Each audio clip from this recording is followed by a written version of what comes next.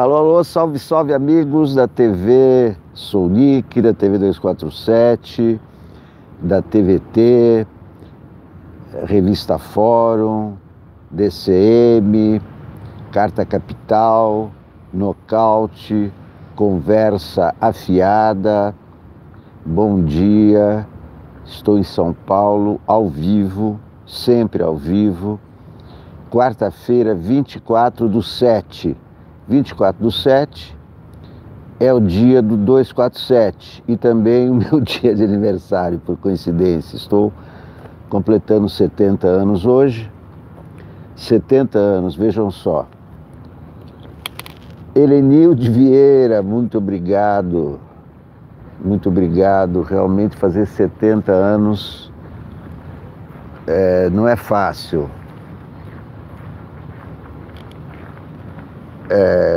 Quer dizer, acaba sendo fácil, né? Porque vai indo um ano de Rose Freitas, muito obrigado, muito obrigado, muito obrigado a todos. Irnael Carvalho, salve, salve, Irnael. Muito obrigado a todos por assistirem. Muito obrigado a todos por fazerem parte da TV Sounic. Mônica Oliveira, muito obrigado, Mônica Oliveira. E Zenaide Maria Bertoldi, muito obrigado a você. Saúde para você também, sucesso.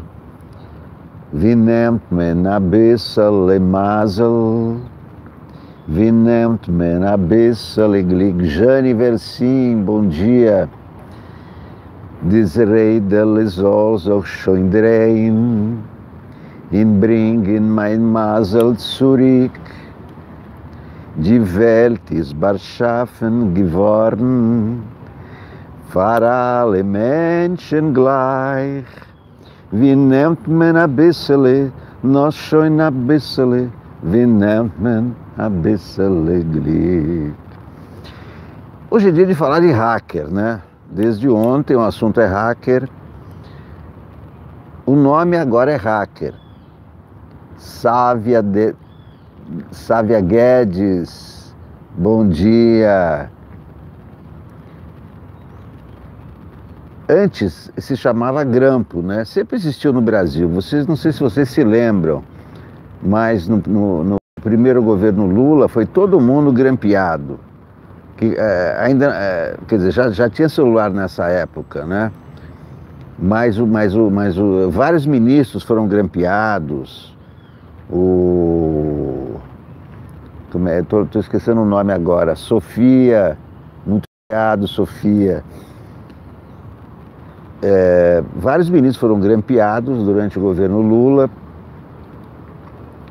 por uma empresa que pertencia a um ex-espião da CIA. Tem vários espiões da CIA no Brasil, alguns aposentados e outros na ativa. Então os aposentados naquela época, né, já lá se vão 15 anos, por aí, faziam esses serviços aí de grampo. Agora, o grampo é uma coisa cara, né? Rosângela Maria Lima, bom dia. O grampo custa caro, essas empresas cobram caríssimo e tem alguma contrapartida, alguma chantagem, né? Alguma chantagem. Desse hackeamento aí do Moro, eu não vi chantagem, né? Então, é meio estranho, né? Porque naquela época, por exemplo, dos ministros do Lula, o que aconteceu? Aqueles grampos foram para a Veja, foram publicados, e aí o que foi grampeado, na verdade, mais do que os telefonemas, foram as contas bancárias de ministros, e a conta do Lula, quanto tinha na conta, e etc. E isso, mais tarde se verificou que foi um trabalho dessa empresa, de um ex-espião da CIA. que trabalhava aqui, quer dizer, trabalhava, era esse o trabalho dele no Brasil. Grampear, naquela época se chamava grampo, não tinha hacker, não tinha essa expressão, não se usava a expressão hacker, que eu me lembre, na época do Lula. Rosimeire, muito obrigado, Rosimeire. E mesmo antes do Lula, sempre teve grampo no Brasil. Na época da ditadura, depois da ditadura, sempre. Só que eram grampeados os telefones fixos, né? Depois, com o surgimento dos telefones celulares, os telefones celulares são muito mais fáceis de grampear. Então a palavra antes era grampo, hoje é hacker. Solta mais, eles vão ser obrigados a mentir aos hackers. Mônica Oliveira, a primeira coisa, eu acho que os hackers não tem nada a ver com o Intercept. E esses hackers, pelo que me parece, são hackers de Araque. O hacker de Araraquara, um DJ. E como eu estou falando, ninguém fez chantagem com o Moro. Ninguém fez chantagem com o Moro, ninguém fez chantagem com o Dallagnol. Como na época com os ministros do Lula. Sempre o grampo tem algum objetivo, alguma chantagem. Como, por exemplo, quando foi grampeado o telefone da Marcela Temer. Vocês lembram disso? No início do governo Temer, e quem solucionou o caso foi o atual ministro do STF, Alexandre de Moraes. O que o hacker queria? Queria grana. Ou você me dá 300 mil ou divulgo o que eu grampeei de você. Nunca se soube o que ele grampeou, ele foi preso e tal. Mas no caso do Moro, quando o Moro denunciou que o telefone dele foi grampeado, não teve nenhuma contrapartida, nenhuma chantagem, né? Porque agora não tem nada a ver, muito obrigado Theo, muito obrigado Dante, mas não tem nada que ver, tanto a própria Polícia Federal está dizendo que não tem nada a ver. Então, eu não vejo relação. Uma coisa é o hackeamento agora, esse negócio de prender um DJ de Araraquara dizendo que... Bom, a primeira coisa, foram presos suspeitos. Não quer dizer que sejam os hackers mesmo e tal, né? E a Polícia Federal não estabeleceu nenhuma relação com o caso Intercept. Até agora. São os hackers do celular do Moro. É por isso que eu estou dizendo. Grampear a autoridade não é novidade no Brasil. Isso teve nos anos 80, teve nos anos 90, só que era chamado grampo. Teve na época do Lula. Os ministros do Lula foram grampeados. O ministro das comunicações, puxa vida, deu branco agora. Mas enfim, não é novidade grampear. Agora, não tem nada que ver com o Intercept. Não é no telefone do Moro que estavam... porque ali tem conversa do Dallagnol com outros procuradores, que o Moro não participa, quer dizer, não é o celular do Moro, não é o celular do Dallagnol. Isso não é hacker, não é um DJ de Araraquara que vai hackear 3 anos de conversas, não é? Porque essas conversas da Vaza Jato vêm de 2015 a 2018. Então não é o cara de Araraquara, senão tem que ser um hacker, assim, do nível do Edward, que não era um hacker, mas do nível do Edward Snowden, do nível de conhecimento e do nível de entrosamento, não é? Vocês vejam aquele vazamento, como é que aconteceu aquele vazamento do Edward Snowden? O próprio Edward Snowden pertencia ao Serviço Secreto americano e ele próprio vazou o material que ele tinha, não é? Nesse caso do Intercept, do Glenn, Diz o Glenn que foi uma fonte, ele não é obrigado a revelar a fonte dele. Meire Marques, muito obrigado a todos que estão me desejando felicidades. Então é o seguinte, me parece que são hackers de Araque, hackers de Araraquara, né? Não tem muita consistência, mas também acho que é precipitado dizer que a Polícia Federal está sendo pressionada por Moro para apresentar alguma coisa. O delegado que está comandando essa operação, o delegado Zampronha, até onde se sabe, é um delegado muito sério, muito competente e que tem uma folha de serviços prestados à Polícia Federal. O cara é elogiado e tudo, então é um delegado sério. Agora, pode ser um engano, eu digo que são hackers de Araque, porque um carinha de Araraquara com a mulher dele, quer dizer, hackear ministro, e para quê? Qual foi a chantagem? Ele não pediu nada em troca. A mãe dele já declarou que é um absurdo, né? E esse G já teve um processo por porte ilegal de armas. Mas, enfim, primeira coisa, não há relação nenhuma entre o hacker do Moro e a Vaza Jato. A própria Polícia Federal não estabeleceu essa relação. São coisas diferentes. O que a Polícia Federal está investigando é que se os mesmos hackers invadiram o da Joyce Hasselman e do Paulo Guedes. Mas não é novidade grampear telefones de governo. Principalmente os celulares são muito mais facilmente grampeados do que os fixos. Não é? E as técnicas hoje são, é claro, muito mais avançadas. A nossa vida privada hoje é totalmente devassada, né?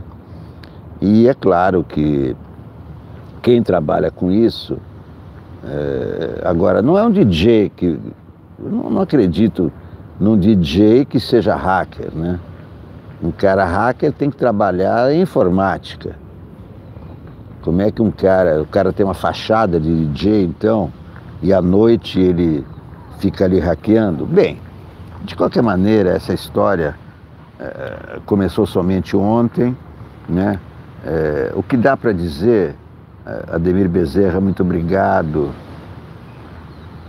Maria Elisa, muito obrigado. Quem mais? Tomás Cavendish, bom dia. Bom dia, Tomás Cavendish. Esse sobrenome parece escocês, né? Cavendish, a terra do Scott. Luiz Bergosa, muito obrigado. Ademir Bezerra também. Então é o seguinte, não me parece factível, né? Um cara de Araraquara preso e tal, que é um DJ, mas é um suspeito, né? Até agora é um suspeito e até agora não há nenhuma ligação com Glenn Greenwald, com Intercept. E tem mais o seguinte também, o diretor da Polícia Federal declarou que não há nenhuma investigação aberta contra Glenn Greenwald. Então são boatos. Não há nada contra o Glenn. O Glenn está exercendo o seu direito de ser jornalista. Júlio César, muito obrigado, Júlio César. Ele hoje pode ser considerado, né, Leonardo Diniz, de São Luís do Maranhão, muito obrigado, Leonardo. O Glenn Greenwald hoje é o jornalista mais importante do Brasil, é o que deu o furo do ano. Não é? Se ele existisse o prêmio ESSO, ele ganharia o prêmio ESSO, e tem que ganhar todos os prêmios de jornalismo, o Glenn. Não sei como ele conseguiu, mas o fato de ter conseguido e o fato...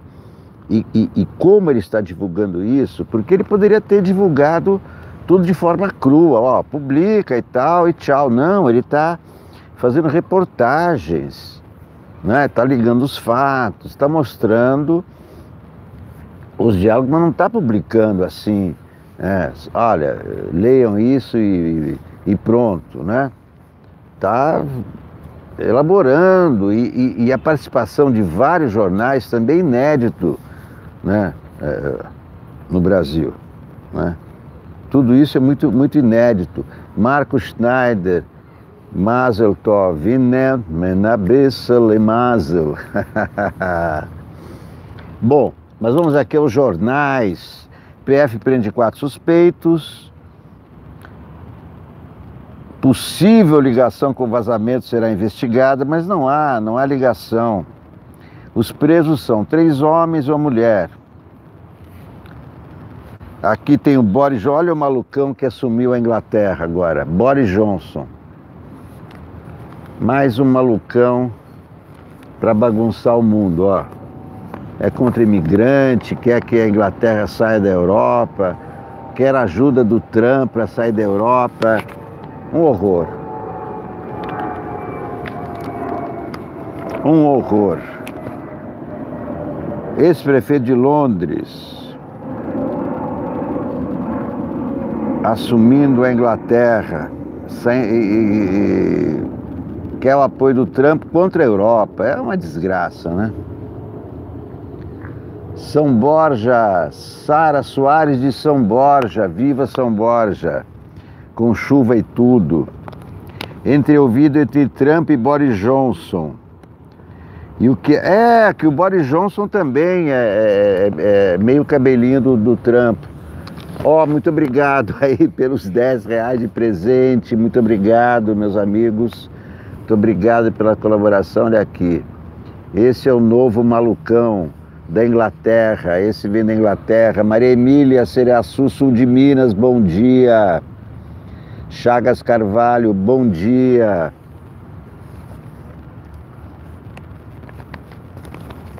A lua vai dormir encabulada na passarela. Guga Chakra, o papel crucial de Boris Johnson para o Brexit. Bernardo Melo Franco, os expurgos nos conselhos. Hélio Gaspari, chamar general de melancia é despautério. Era uma vez um Moro mau que resolveu virar alguém, mas era um Zé ninguém. É o novo Bozo da Inglaterra, Boris Johnson. E tem o nome do meu pai ainda, esse cara. Lapsos verbais prejudicam Bolsonaro, só isso. Anvisa altera critério para agrotóxicos. Nova resolução estabelece que apenas os produtos que, em caso de ingestão, tragam risco de morte serão rotulados como extremamente tóxicos. Se só provocarem doença, tudo bem. É um absurdo. O Bolsonaro está matando os brasileiros com agrotóxicos, porque doença leva à morte também, não só a morte por ingestão. Essa legislação é uma legislação assassina. Mas o que você vai falar de um presidente cuja primeira medida foi liberar armas para a população, em vez de liberar comida? Presidente chegando, querendo agradar, deveria liberar comida. Olha, tem aqui 1 tonelada de feijão e arroz para o povo. Não, liberou armas. Liberou para quem comprar por R$4.000, né? Claro. Palavras ao vento, escreve Merval Pereira. O presidente Jair Bolsonaro vai levar muito tempo para se livrar do lapsus linguae. Olha que lindo. Lapsus linguae. Que cometeu chamando os nordestinos de paraíbas, numa conversa com o microfone aberto sem que soubesse. As distrações na linguagem falada podem revelar preconceitos arraigados ou serem simplesmente equívocos desastrados, sujeitas a manipulações políticas. Ontem, na sua primeira viagem ao Nordeste, Bolsonaro teve que se explicar diversas vezes. E o fez com criatividade, diz Merval. Dizer que somos todos paraíbas foi uma boa saída. Já usar um chapéu de boiadeiro foi repetir um gesto político tradicional. No Rio, onde Bolsonaro fez sua vida política, embora seja paulista, chamar nordestinos de paraíbas tem um sentido pejorativo histórico, devido às imigrações nordestinas para a região sudeste do país, em busca de emprego.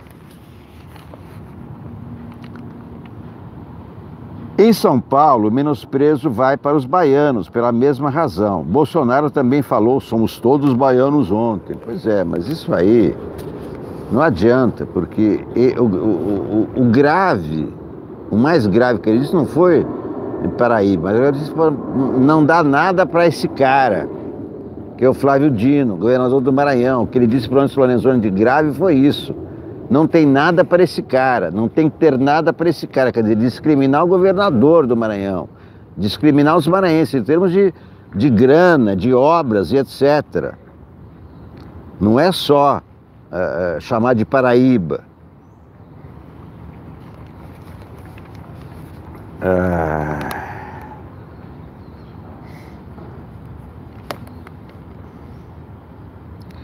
O general Hamilton Mourão sofreu muito com esse tipo de erro durante a campanha, ou revelando desejos recônditos, como acabar com o 13º salário, ou tratando de temas tóxicos, como torturas ou autogolpes. No poder, o general Mourão passou a ser cuidadoso com as palavras, refletindo uma posição mais moderada que o próprio presidente Bolsonaro, que, incentivado pelo filho Carlos, considerou parte de uma campanha para colocá-lo como alternativa viável. Carlos chegou a dizer que havia gente no entorno do pai que queria sua morte. Bolsonaro ecoou esse sentimento paranoico ao perguntar a Mourão por telefone, quando estava internado devido à tentativa de assassinato: quer me matar? Recentemente, deu parabéns a Mourão por ter conseguido ficar sem dar entrevistas por uma semana. Como tem mandato pelo voto, tanto quanto Bolsonaro, Mourão é indemissível, ao contrário de outros militares que trabalhavam no governo e foram defenestrados, geralmente vítimas de intrigas palacianas da família do presidente. É o capitão humilhando os generais, caíram como patinhos na armadilha do capitão. O capitão foi expulso do exército pelos generais e, para se vingar, ao ser eleito, chamou os generais para governar com ele. Foi uma armadilha. E agora ele está dizendo, não, vocês aqui não são generais, vocês são meus subalternos, eu demito vocês a hora que eu quero. Já demitiu vários e vai continuar demitindo. O que disse o pastor Marco Feliciano na Jovem Pan anteontem? Exatamente isso. Esses generais aí, e é claro que o que ele diz está repetindo o que o Bolsonaro falou para ele, porque ele está assim com o Bolsonaro, né? Quer ser o vice em 2022 para se eleger e mais tarde quer ser presidente da República. O primeiro presidente da República, pastor, que esse aí já é evangélico, né? Isso aí já é um governo evangélico. Mas o Marco Feliciano, se for eleito presidente, será o primeiro pastor evangélico. Aí vamos virar a terra dos ayatolás. Vamos ser governados pelos evangélicos, vamos ter que fazer cultos iguais aos de Edir Macedo, que já misturou com o judaísmo, que não tem nada a ver. Ele entrou numa de usar o Talis, que é judaico, usar o Kaplan, que é judaico, usar a Estrela de Davi, que é judaica.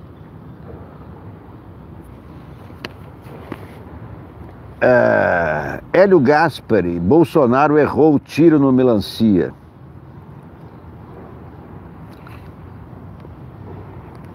Bolsonaro, olha aqui o que escreve Hélio Gaspari. Hélio Gaspari herdou o arquivo do general Golbery e com esse arquivo do SNI ele escreveu uma série maravilhosa da ditadura, a ditadura envergonhada, a ditadura... não sei, não lembro. A Ditadura Envergonhada é um dos livros maravilhosos do Hélio Gaspari, que ele fez a partir desse arquivo do general Gobert. Ele conhece muito bem os bastidores dos generais, bastidores do Exército, da Marinha do porque ele leu todo o arquivo do general Gobert, né, que é o fundador do Serviço Nacional de Informações, né? Olha o que diz aqui. Bolsonaro deixou a tropa depois de 2 episódios de ativismo e indisciplina. Referindo-se ao capitão, o ex-presidente Ernesto Geisel classificou-o como um mau militar. Quem está no Planalto é um político com 30 anos de vida parlamentar e uma ascensão meteórica. Em 6 meses de presidência, demitiu 3 oficiais generais e, na semana passada, disse que outro, Luiz Eduardo Rocha Paiva, aliou-se ao PCdoB.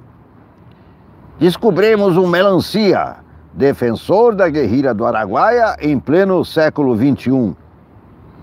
Ele havia criticado a escolha de Eduardo Bolsonaro para a embaixada em Washington e a fala dos governadores de Paraíba. Esse general de brigada chefiou a Escola de Comando Estado-Maior do Exército e, na reserva, em março, foi nomeado para integrar a comissão de anistia. Chamá-lo de melancia, verde por fora, vermelho por dentro, foi um despautério. Em 2010, Rocha Paiva acusou o PT de querer implantar um regime totalitário no Brasil. O Lula vai implantar um regime totalitário? Imagina. 2 anos depois, lembrou as execuções praticadas pelo PCdoB no Araguaia. Foram pelo menos 3. Esqueceu-se das execuções de guerrilheiros que se renderam, mas ninguém é obrigado a se lembrar de tudo. Tanto o general Rocha Paiva como o Bolsonaro deram suas opiniões por meio desse instrumento diabólico, que são as redes sociais. Num caso, falou um general da reserva, que ocupa um cargo público. No outro, o presidente da República. Juntos, produziram um inédito curto-circuito. A presença de militares no governo gerou a compreensível curiosidade em torno das suas preferências e ansiedades. General da reserva é uma coisa, da ativa outra. Muito outra é general da reserva que ocupa cargo civil. Os chefes militares raramente falavam, de Dutra até comandantes mais recentes, passando por Castelo Branco, Médici e Geisel. O atual comandante do Exército, Edson Pujol, não tem conta no Twitter. No dia 12 de outubro de 1977, quando o presidente Geisel demitiu o ministro do Exército, general Silvio Frota, um grupo de oficiais tentou sublevar-se e um general ligou para o ex-presidente Médici, que vivia no Rio, calado. Queria seu apoio e ouviu o seguinte: põe água na cabeça, põe água para esfriar a cabeça. O general Augusto Heleno, que era capitão e ajudante de ordens de Frota, lembra-se de alguns episódios desse dia. Bolsonaro precisa pôr água na cabeça para cuidar de seu governo, deixando os quartéis em paz e silêncio. Uma coisa é certa,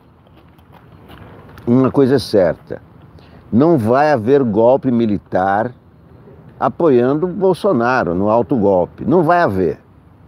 Não vai haver. Esse perigo está afastado. Ninguém dá autogolpe sem o apoio decisivo, não desses generais que estão no governo, mas do alto comando do Exército. Todos os golpes aconteceram com a anuência do alto comando do Exército, tanto o golpe do Getúlio Vargas 2 vezes, em 30 e 37, tanto o golpe contra Jango em 1964. Só com o alto comando do Exército é possível dar um golpe militar.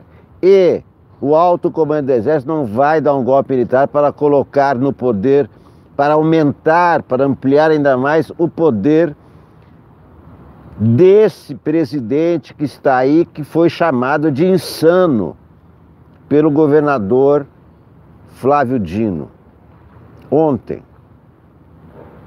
Não haverá autogolpe. Ninguém dá um autogolpe sem o apoio do alto comando do Exército. Esse perigo está afastado, mas o perigo é outro. O perigo é um presidente desqualificado, que não governa, que divide o país, que destrói o que foi construído e que avança na pauta de filmes em direção à Idade Média, em direção à Idade da Pedra, em direção às fogueiras da Inquisição. Esse é o perigo, mas não o de um autogolpe militar, não o de um golpe de Estado militar apoiando Bolsonaro. Esse perigo não existe. Agora, ditadura religiosa é o que ele está construindo. E isso tem a ver com 30 anos de trabalho de Edir Macedo, começando em 1989, quando ele apoiou a eleição de Fernando Collor. Zuenir Ventura escreve O Mito e a Mitomania. Dizem que político mente por dever de ofício, mas há os que abusam. O site Intercept garante que Bolsonaro, por exemplo, mentiu publicamente 200 vezes desde que tomou posse. Isto é, mais de uma mentira a cada 24 horas. A julgar pelos últimos dias, o número não é exagerado. Em uma só manhã, o presidente mentiu para a imprensa estrangeira sobre a fome, o desmatamento, a educação, o uso de agrotóxicos. Ele, às vezes, tem um comportamento de um mitônomo, mente por compulsão. Na primeira entrevista ao Jornal Nacional, depois de eleito, ele disse que sua bandeira era a passagem bíblica: conhecereis a verdade, e a verdade vos libertará. E terminou dirigindo-se aos crédulos: agradeço aos que acreditaram na verdade e confiaram no meu nome nas urnas. Aos correspondentes, no entanto, ele afirmou que não existia fome no Brasil. Depois, ao tentar consertar, mentiu novamente, admitindo que apenas alguns não têm acesso à comida. Na realidade, são mais de 5 milhões de brasileiros nessa situação. Aos correspondentes, no entanto, quanto ao desmatamento, o Brasil não é o país que mais preserva o meio ambiente, como ele anuncia. Está em 30º lugar, de acordo com o Banco Mundial. Mas o que mais irritou Bolsonaro foi o INPE revelar o aumento de 88% em relação a julho de 2018, ou seja, mais de 1.000 quilômetros quadrados de floresta desmatados. Em vez de xingar os grileiros, ele acusou os dados de mentirosos e insinuou que o diretor do INPE, Ricardo Galvão, estava a serviço de alguma ONG. Galvão classificou as acusações como piadas de um garoto de 14 anos e disse que o presidente não respeita a dignidade e a liturgia do cargo. Também a SBPC divulgou manifesto em apoio ao INPE e ao seu diretor. Dr. Ricardo Galvão é um cientista reconhecido internacionalmente que contribui para a ciência, tecnologia e inovação do Brasil.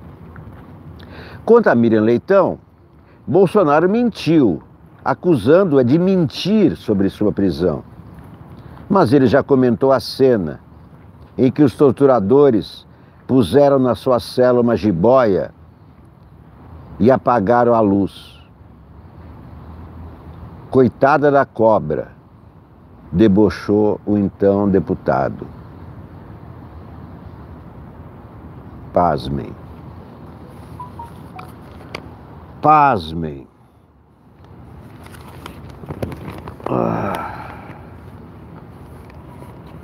Uma pausa para respirar um pouco, né? Aqui é a matéria sobre os hackers. E a minha pergunta é: opa, Eliseu Padilha, hemorragia cerebral. Vocês lembram, né? O Padilha, também conhecido como Eliseu Quadrilha, um dos expoentes do governo Temer. Eliseu Padilha está internado em Porto Alegre com hemorragia cerebral. Quadro do ex-ministro do governo Temer é estável, mas requer cuidados. Hemorragia cerebral é grave. Então é o seguinte, só justifica alguém clonar, alguém hackear, alguém grampear o telefone do outro para obter alguma vantagem, não é? Olha, me dá uma grana, senão eu revelo. E nada disso aconteceu. Nem com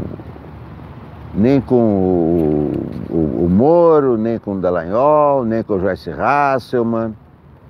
Então, hacker pede alguma coisa em troca. O que ele pediu em troca? Obrigado, J. Carlos de BH, João Carlos de BH, muito obrigado.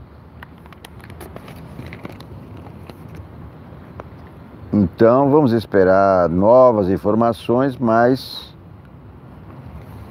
Olha aqui, 3 dos 4 presos já foram identificados. Gustavo Henrique Elias Santos, de 28 anos, que trabalha como DJ e já respondeu por porte ilegal de arma. Sua esposa Suelen e Walter Delgatti Neto. Não me parece perfil de um hacker profissional, digamos assim, alguém que vive disso.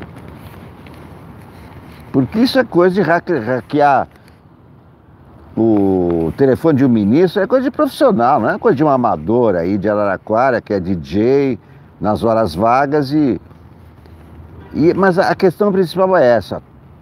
Só se justifica um grampo se houver algum tipo de chantagem. Não houve chantagem nenhuma. Se fosse o hacker, ele teria pedido ao Moro, olha, me dá R$1 milhão, senão eu vou revelar as mensagens. E não teve nada disso. Qual é a vantagem que o hacker levou nisso aí? Agora, não tem nada a ver com o Intercept Brasil. O Intercept Brasil já tinha as mensagens muito antes da denúncia do Moro sobre esse grampo.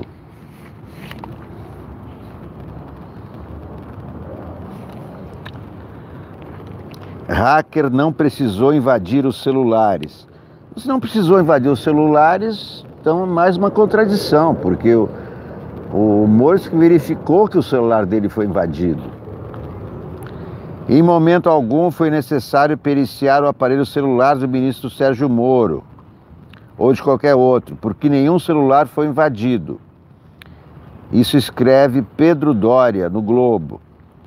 A operação da Polícia Federal, que prendeu ontem 4 suspeitos, não se chama spoofing à toa, baseia-se na técnica do Caller ID Spoofing, um método utilizado pelo grupo. E este é o ponto menos compreendido. Nenhum aparelho celular foi invadido, como não foi invadida nenhuma companhia telefônica, ou mesmo servidores do aplicativo de mensagens Telegram. Caller ID Spoofing é uma técnica que faz um celular ou mesmo um computador ligado à rede de telefonia fingir ser o smartphone com aquele determinado número. O hacker fingiu, por exemplo, estar com o número de Moro ou de Dallagnol, então ele passou a receber as mensagens. A partir daí, o que mais provavelmente ocorreu foi que, com este simulador de celular operacional, requisitou o Telegram fazer uma nova instalação do aplicativo, como quem muda de smartphone, mas mantém o número e reinstala o WhatsApp. O Telegram pede um código de confirmação para permitir a instalação, que pode vir por SMS ou correio de voz. Todos os hackeados falam de terem recebido uma ligação de seu próprio número, ou no fim da noite ou durante a madrugada. Era provavelmente o celular falso tentando acessar o correio de voz. Com este código em mãos, basta instalar o Telegram e pronto. Todo o conteúdo está no computador, sem que nenhum sistema tenha sido de fato invadido. Ainda não se sabe como a Polícia Federal rastreou suspeitos, mas o fato de terem feito ligações aos celulares que visaram deixou um rastro inevitável.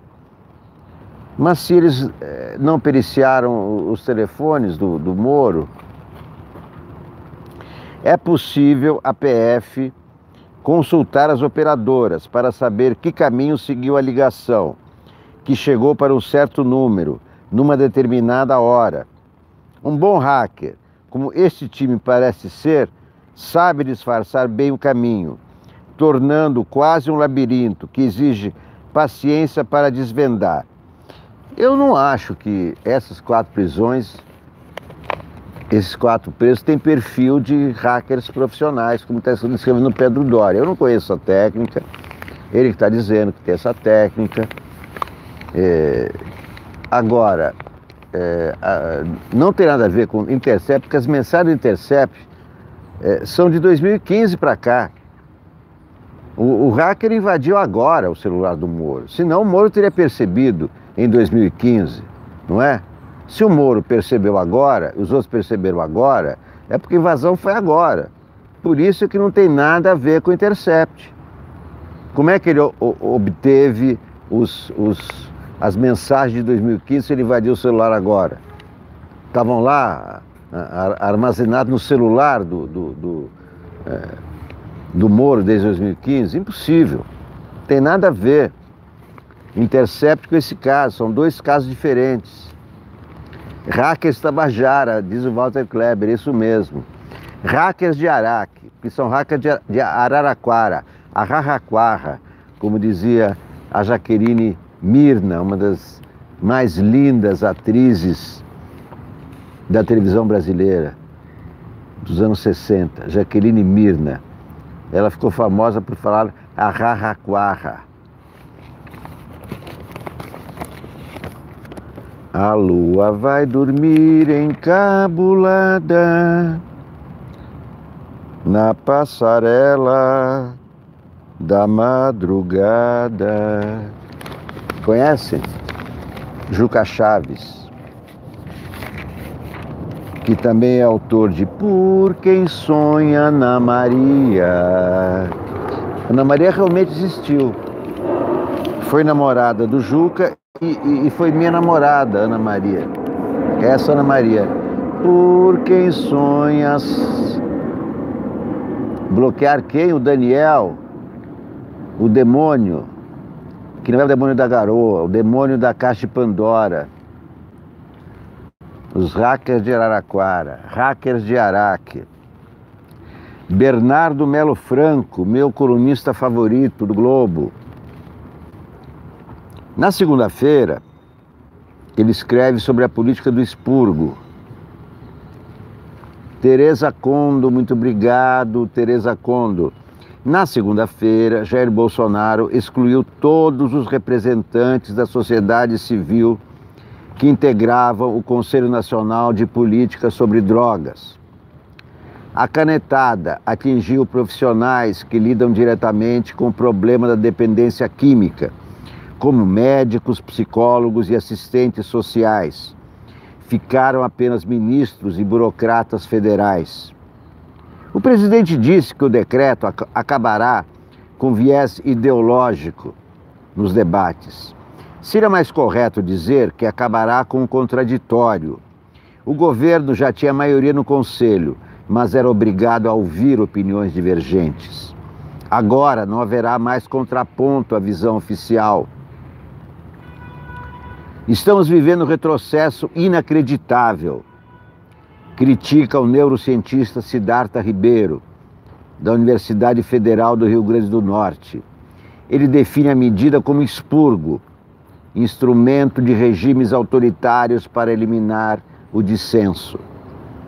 Agora teremos um conselho homogêneo, que só vai dizer o que o governo quer ouvir, resume Siddhartha. O professor acusa o presidente de jogar a população contra a ciência e as universidades. Essa é a pauta evangélica. Damari, menino azul, menina rosa, terrivelmente evangélicos. Um governo terrivelmente evangélico é isso. A guerra contra a ciência.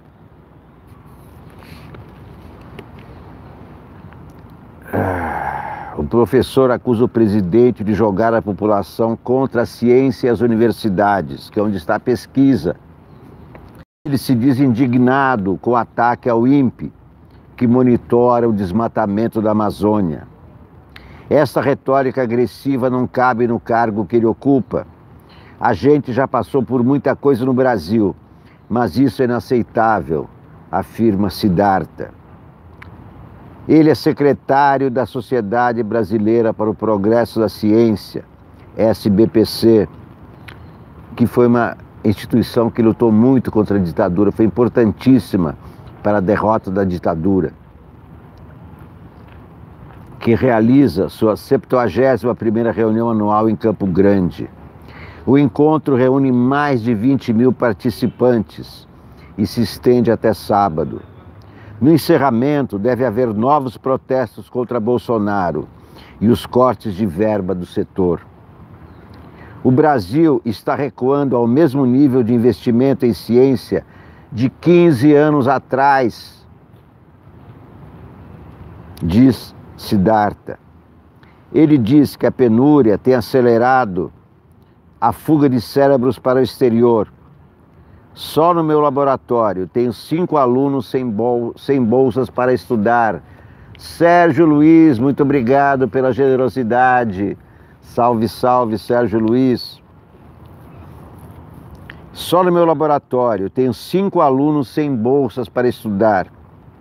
Se não houver um socorro urgente, o CNPq vai parar em setembro. Podemos perder décadas de investimento em inovação, alerta. Um governo que combate, que faz guerra à ciência, jamais terá progresso. Sem ciência não há progresso, não há crescimento, não há PIB que suba. PIB não sobe com reforma de Previdência. PIB sobe com ciência. PIB sobe com educação, porque é isso que leva à produção. Um país que combate a ciência, que é o caso do nosso presidente, o pior presidente da República, da história do Brasil, ele está combatendo o nosso futuro. Ao combater a ciência, ele está combatendo o futuro do Brasil, dos nossos filhos. Está combatendo o nosso desenvolvimento, está combatendo o nosso progresso. Esse presidente está destruindo o PIB. Ele não constrói o PIB, ele destrói o PIB brasileiro, destrói a alma brasileira, destrói a educação, a cultura, a música, a cidadania, destrói as nossas conquistas, os nossos direitos sociais, os nossos direitos individuais. É por isso que ele é que está sendo cada vez mais combatido. Esse Napoleão de Hospício, esse Napoleão de Araque. Napoleão só em hospício hoje em dia. E olha aqui o desastre na cultura. Livraria Saraiva, alvo de ações de despejo em 33 lojas. Rede de livrarias, que já foi a maior, ou uma das maiores do Brasil, está em recuperação judicial desde novembro. Júlio César, jornalista, somos jornalistas. Quarta-feira, 24 de julho de 2019, 24/7, é o dia do 247. Eu sempre que eu via o 247, associava ao meu aniversário e dizia assim, mas eu tenho que estar no 247. Laércio de Araújo, vida longa para nós, vida longa para a democracia brasileira, vida longa para todos. Primeiro emprego na Saraiva de 1994. É a destruição. Mas olhem, em contrapartida, olhem quanta gente para ver a exposição de Tarsila do Amaral no MASP. Aqui estão os brasileiros que amam a sua cultura, amam Tarsila do Amaral, amam Glauber Rocha.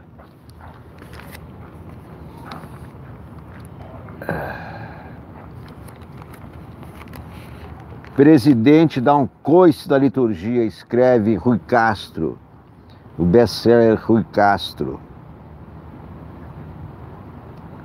Jornalista Juarez Soares morre aos 78 anos em São Paulo, foi secretário da Cultura da Luísa Erundina, grande jornalista, grande figura, grande personalidade, uma grande perda para o jornalismo. Juarez Soares. Vamos ver os colunistas da Folha, o que dizem hoje. Vamos ver, não, eu já vi, na verdade. Acordei cedo hoje, já li a Folha. O Globo não, porque o Globo eu compro na banca, não tem assinatura em São Paulo do Globo. Antigamente tinha. A charge da Folha está muito boa, a charge do Hubert. É o Bolsonaro batendo na porta do quarto do filho. 03, você precisa se preparar para ser o embaixador do Brasil nos Estados Unidos. Bruna Surfistinha. Esse é o retrato da família Bolsonaro. Esse é o retrato da família Bolsonaro. A família que está no poder, a família imperial, a família que acha que nós estamos no império. Que é o Bolsonaro primeiro, o Bolsonaro. Dois Bolsonaros incomodam e incomodam muito mais. Tom Cavendish, livro do Napoleão, a grande novela. Bom, primeira coisa, eu desisti de fazer a impressão, porque a impressão vai ser muito caro. Quase R$5.000 para fazer uma impressão legal. Então, eu não sei se eu vou conseguir arrecadar essa grana, R$5.000 só de custo, para eu ganhar um pouquinho também. Então, eu vou fazer, não a impressão, mas vou fazer o livro digital do Napoleão. Não sei exatamente quando, nos próximos dias estou conversando. O Nicolas está no Japão, né? Que é o meu chefe da técnica da TV Soulnick. O Nicolas está no Japão. O meu filho, que também entende do riscado, foi para a Itália. Mas eu vou ver se nos próximos dias eu consigo formatar o Napoleão, aí vou colocar numa... Claro, vou colocar o link e vender no Amazon. Ou numa plataforma como o Amazon, exatamente, um e-book, viu, Tomás? Um e-book, porque aí vai ser baratinho, vou vender, sei lá, R$5, né? Aí, por R$5 você pode ter A Última Batalha de Napoleão, que é uma peça de teatro que eu escrevi, baseado... O Blogger paga por anúncios do Google. O Blogger... Blogger é uma outra plataforma. Então, eu estou pesquisando isso aí, exatamente. Blogger, boa ideia. Obrigado pela sugestão. Meu filho ficou de ver também qual é a plataforma melhor, se é o Blogger, se é o Amazon. Tomás Cavendish está subindo R$10. Pode ser R$10, que aí, sabe, vende à vontade, R$10 todo mundo tem. Publica o Google Play. Não entendi. Não, Google Play, que eu saiba, são vídeos, não são vídeos? Me explica o que é o Google Play. Bom, vamos ver aqui. Folha de São Paulo. Verdades Encobertas, editorial da Folha. Patrícia Correia, muito obrigado pelo elogio, muito obrigado a você, prestigiando, e a todos que prestigiam a TV Sounic. Google Play tem livros também. Ah, certo. Legal, Júlio César. Então tem o Blogger, tem o Google Play. Beleza, eu tenho vários livros. Eu vou começar com Napoleão. Eu tenho vários livros inéditos. Eu tenho um livro, por exemplo, sobre a colônia socialista, que foi fundada no Brasil em 1842, em Santa Catarina. Era o Falanstério do Saí, fundada por um francês, financiada por Dom Pedro II. Dom Pedro II tinha 15 anos na época. Era uma colônia socialista, e aonde era proibida a escravidão, e aonde foi construída a primeira máquina a vapor do Brasil, que foi uma serraria. Júlio César, uma biografia, vou escrever então. Boa, vou escrever a minha biografia. Vou escrever a minha biografia também no e-book, isso mesmo. Bia Braga, muito obrigado, Bia Braga. Bom, vamos lá. Verdades Encobertas, editorial da Folha. Da colônia. Júlio César, você vai ler, é incrível. O cara chama-se Benoit Jules Moore, ele chegou ao Brasil em 1840. Eu tenho toda a documentação dos jornais da época. Eu li isso nos jornais da época. Eu gosto muito de ler os jornais da Biblioteca Nacional. Sou só um jornalista. É verdade, eu sou um jornalista. Com 12 anos fiz minha primeira entrevista. Com 12 anos. Eu sempre gostei de ler jornal e revista, desde pequeno. Mas a minha carteira profissional é de 1977. Na Isto É, meu primeiro emprego fixo. A Isto É do Mino Carta. Foi o Mino Carta que me deu o primeiro emprego fixo. Verdades Encobertas. Além de obscurantismo, Bolsonaro indica intento de mascarar a realidade ao reivindicar acesso prévio aos dados do desmatamento amazônico. Isso é uma conspiração contra o mundo, uma conspiração contra a Amazônia. A Amazônia é o pulmão do mundo. Bolsonaro vai se dar muito mal com esse ataque à Amazônia, porque o mundo todo defende a Amazônia, o mundo todo depende da Amazônia. Ele está brincando com fogo. É um irresponsável, um incendiário, um conspirador. Ele conspira contra a vida.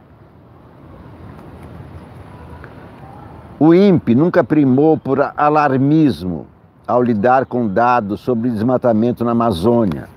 Ao contrário, quando sofreu críticas de ambientalistas, foi por apego intransigente à metodologia e ao calendário de divulgação. Estatísticas oficiais são informações de Estado, não deste ou daquele governo, tanto que o presidente e o diretor do INPE têm mandato até 2020, não pode ser demitido. Institutos federais como IBGE, IPEA, INPE, são curadores das séries históricas. Compete-lhes preservá-las do ímpeto manipulador que não rara comete o governante de plantão. Jair Bolsonaro nada tem de original ao agastar-se com o registro quantitativo de fenômenos que contrariam sua narrativa. Na ditadura militar houve manipulação de índices de inflação. Já na democracia prestidigitação com cifras de desmate nos governos José Sarney e Dilma Rousseff. O atual presidente da República implicou no final de abril com a taxa de desemprego do IBGE. Disse que o número de desocupados, na sua opinião, era muito maior que o apurado pelo Instituto. No cargo de Bolsonaro, não existe lugar para opinião quando há dados objetivos à mão, obtidos com metodologia desenvolvida por técnicos e exposta a debate público por décadas. O mandatário não hesita, entretanto, com atos e palavras impensados, em lançar descrédito sobre o saber acumulado por órgãos do próprio Executivo. O INPE, principalmente, desde os anos 80, as taxas de desmatamento amazônico, registrou tanto as altas acachapantes de 94 e 2004, quanto a queda vertiginosa entre 2005 e 2012. Desde então, a derrubada vem subindo, com sinais evidentes de recrudescimento da taxa de aumento neste ano. As indicações não partem de uma diretoria serviço de ONGs, como acusou de maneira irresponsável o presidente, mas de imagens de sensores de satélites.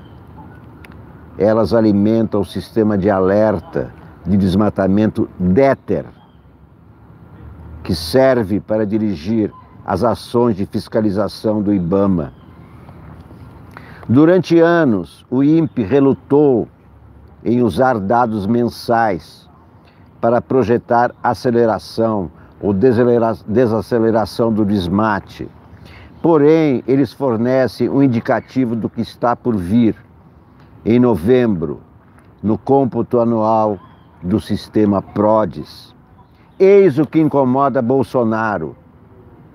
A comparação dos últimos meses com o igual período de 2018 aponta que a devastação está crescendo. Lamentável é ver o ministro da Ciência, Marcos Pontes, alinhar-se com a atitude obscurantista do presidente e não com a transparência e a reputação científica cultivadas pelo Instituto sob sua pasta. Mas o que se ia esperar do astronauta que acabou fazendo propaganda de travesseiros chamados NASA? Piratas, travesseiros piratas. Marcos Pontes se prestou a fazer propaganda de travesseiro, por isso teve que sair. Sônia Afonso, muito obrigado, Sônia Afonso. Beba água. Quase que eu comprei o coco ali na porta do parque, acabei não comprando, mas muito obrigado pela sugestão, muito obrigado, Sônia.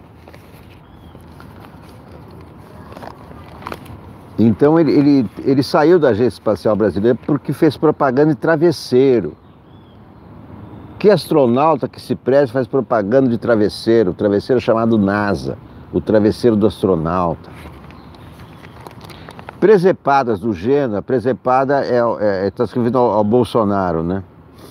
Só pioram a imagem do país, com a qual Bolsonaro disse estar preocupado ao reivindicar acesso prévio aos dados, de modo a não ser pego de calças curtas pelas más notícias. A assanha contra a preservação ambiental se soma, ao que parece, à intenção de encobrir a verdade. Esse é o editorial da Folha de São Paulo. Obrigado, Natália Brito.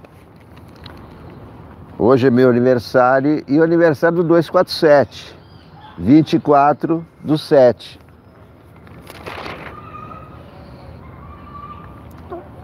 Bem, meus amigos, eu acho que eu já li o principal para vocês. da Folha, do Globo. Muito obrigado por assistirem, muito obrigado por estarem junto comigo aqui diariamente na defesa da preservação do jornalismo.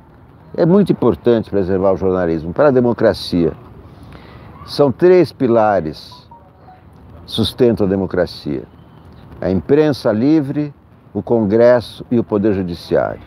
E o Poder Judiciário representado pelo STF.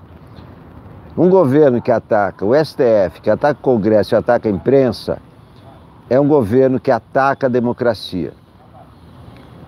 E quando não há democracia, há autoritarismo, há ditadura. Esse é o caminho almejado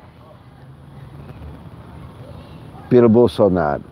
E esses que com ele subiram ao poder. Mas a imprensa está resistindo diariamente, o Congresso está resistindo e o STF está resistindo.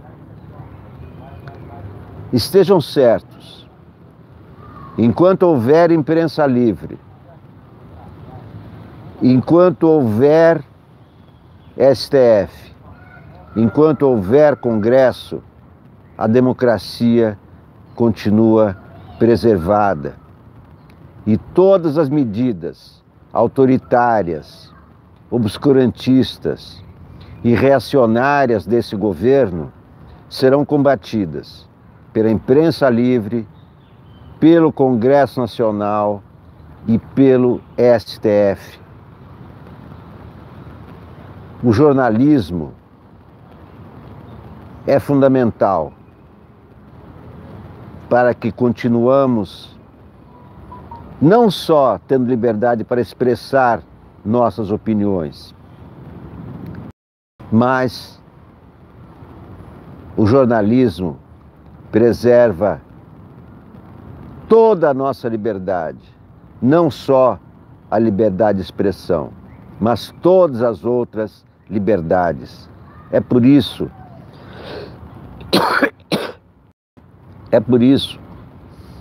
que eu sou jornalista. Eu não resolvi ser jornalista. O jornalismo é que resolveu. Por isso eu, aos 12 anos, fiz a minha primeira entrevista. Aos 16 anos, assinei minha primeira matéria no jornal, na última hora dominical. Laércio também, de 1949. A geração de 49, parabéns, geração 70. Então, o jornalismo para mim sempre foi um modo de viver, não um modo de ganhar dinheiro. Nunca ganhei dinheiro no jornalismo. O dinheiro que eu ganhei foi o dinheiro que eu gastei. Eu digo, nunca ganhei. Nunca guardei dinheiro, nunca acumulei dinheiro por causa do jornalismo. O jornalismo me dá o dinheiro para o meu dia a dia, para os meus gastos, para alimentar os meus filhos, da minha família, e só. Mas foi a maneira que eu encontrei de viver, de me comunicar, de dar um sentido à minha vida. Porque eu acho que essa é a nossa grande procura. Qual é o sentido da nossa vida? Eu encontrei o sentido da vida sendo jornalista, mas também cantando, também fazendo poemas, fazendo paródias, rindo e chorando com vocês. E para encerrar o programa de hoje, queria de novo cantar essa música linda em Yiddish,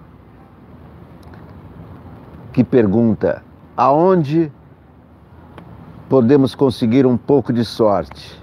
Aonde podemos conseguir um pouco de felicidade? wie nimmt man a bissel Mazel, wie nimmt man a bissel Glück. Dis Rädel soll sich schon drehen und bringen mein Mazel zurück. Die Welt ist beschaffen geworden, für alle Menschen gleich. Wie nimmt man a bissel, nur schon a bissel, wie nimmt man a bissel Glück.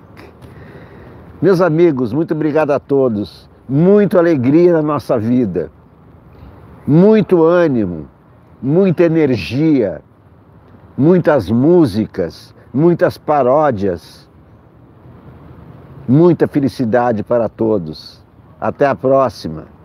No entanto, é preciso cantar, mais que nunca é preciso cantar. É preciso cantar e alegrar a cidade. Até a próxima. Tchau.